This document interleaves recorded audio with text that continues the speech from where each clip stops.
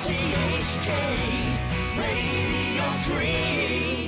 You're listening to the 123 show with me, Noreen Mayer, on this Friday afternoon. It's the very last 123 show, and I'd like to turn to a very important discussion and a topic that's very close to my heart. So in the next half an hour or so, we're talking about learning Cantonese for students from non-Chinese speaking families. Now, while funds have been allocated by the government, are these children from these communities benefiting from them, or are they still lagging behind in terms of Chinese proficiency? And what are some of the challenges faced by the children and their parents? What sorts of issues are faced by schools when it comes to allocating resources? And what responsibilities do educators have? To mull over this very big topic, we're joined by Viveik Saigal, the co-founder of Hambalang, which is a community initiative that explores Hong Kong, Cantonese and Asian cultures by storytelling. And we're also joined by Manoj Dhar, the co-founder and CEO of Integrated Brilliant Education, which is a local charity that aims to educate and empower students from underprivileged non-Chinese speaking communities. Before we talk a little bit more about the issues that are being faced, tell us a little bit more about Hambalang and the initiative. What is it about? I'm the co-founder of this project, and I've been having a tremendously fascinating and productive time over these COVID years, helping conceive and realize with 100+ strong group of volunteer linguists, academics, writers, illustrators, and recording artists. And this coming together of the Hong Kong community is now creating open source, copyright-free resources for the non-native learner of Cantonese that primarily the focus is on the understanding and speaking of Cantonese first. So this project started in December 2019 with the incredible support of my co-founder, Dr. Lau, and his network of language professionals. Dr. Lau is a computational linguist. Under the steady hand of our project manager, Joanne, and the rallying together of these hundreds of volunteers, we have been focusing on producing 240, and we've finished producing 240 graded Cantonese readers, lessons, and all enabling software.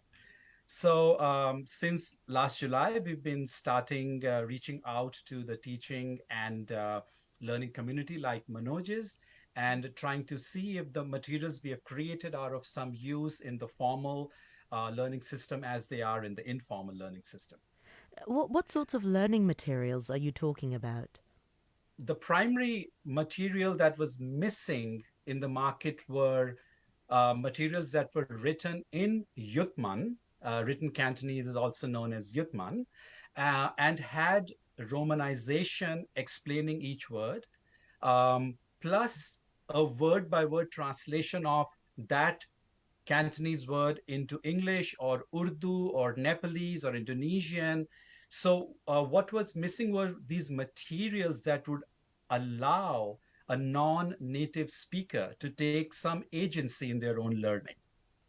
Manoj, you've been cooperating with Viveik. Yeah. How do you use these materials in, say, your learning centers? So under Joanne and his team supervision, we've been experimenting with those learning resources. Our teachers have been implementing them. Our parents have been trying to work their way around it. Our students have been trying to work their way around it.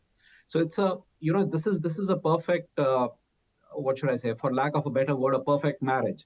So there is his set of people who have actually got a wide range of experience, and from their expertise and from their wisdom and knowledge base, they've developed something.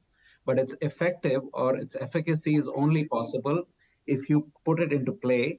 And that is the putting into play is where we have a very, perfect ideal partnership, because then his knowledgeable staff can see, all right, this is working, this is not working, this is super impactful, or this can be fine-tuned a little bit more.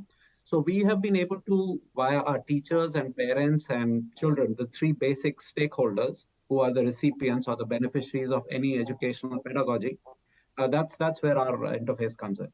Can you give us an example of how the students would use these materials? Would it be for their homework, or would it be to learn the language itself? This was more about understanding the language. This was more about getting your fundamentals right.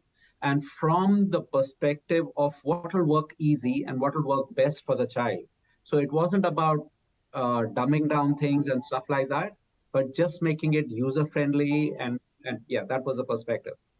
The issue that exists is that spoken Cantonese and written Chinese are about 70% similar.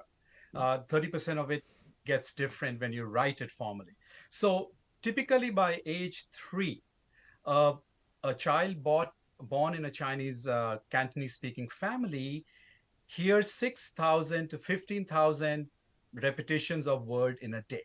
So by age 3, he has a very solid foundation of 3 to 6 million high frequency words being repeated again and again and again.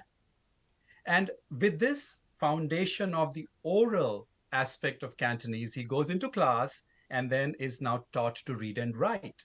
Now, this puts the non-native speaker at a huge disadvantage because they do not have this oral proficiency. There's this oral gap in their understanding. And you will find very often that children are able to read and write, but they cannot speak and sort of understand Cantonese. So we were hoping that by using storytelling, and hopefully they will fall in love with the language, and instead of it being homework, can actually become a pleasure. So we hope that this can become part of a school's learning program, because the last thing I want to do is to give additional work to a child that is already hugely overburdened in the Hong Kong education system. Now, you both work with a lot of students from non-Chinese speaking families. What are some of the main challenges that they face? So what really exacerbates the issue is they get into schools which are doing easier curriculum and all that kind of thing. So the entire immense amount of ability that they have kind of gets underused and undermined and is very, very underwhelming for no fault of their own. So that is what starts, foundationally when the kid is getting educationally marginalized on the basis of language. And it's not just this. If you look at what is normally reported in the media, so Chinese kids going to the local school, there's so much media reports on, they don't really pick up English and all that kind of thing. So it's clearly not an issue with the kids, because that way then every child in Hong Kong can't pick up a single language. So that's really not the issue. But yeah, I think pedagogically, and which is what Viveik and his team are trying to sort out and fine tune. So that is the key start of it, the inclusion in an environment saying that, look, you're a child, that is all that's important. You're a child, you're in the school, we will treat all as equal. Sure, somebody may like maths better, somebody may like music better, that's a different story. Yeah. Speaking of inclusion, actually, I'd like to pick your brain and also Viveik's brain about the terminology that we should be used. What's the correct terminology? Now, I've seen ethnic minorities being used. I've seen non-Chinese speaking students. What's your take on that? In the first place, non-Chinese speaking, non-English speaking, this is just divisive. At the end of the day, if the child is coming into the school, that is the only thing that's important. It's a child. The child has to be educated. End of story. Don't complicate it. Don't make it divisive. Don't make it separatist. And don't complicate the situation. And don't put it into the child's head that you belong to segment A, segment B, segment C. And it's true that Cantonese is the dominant language of Hong Kong. So I would propose that those who do not speak and write Chinese may better be classified as the linguistic minority.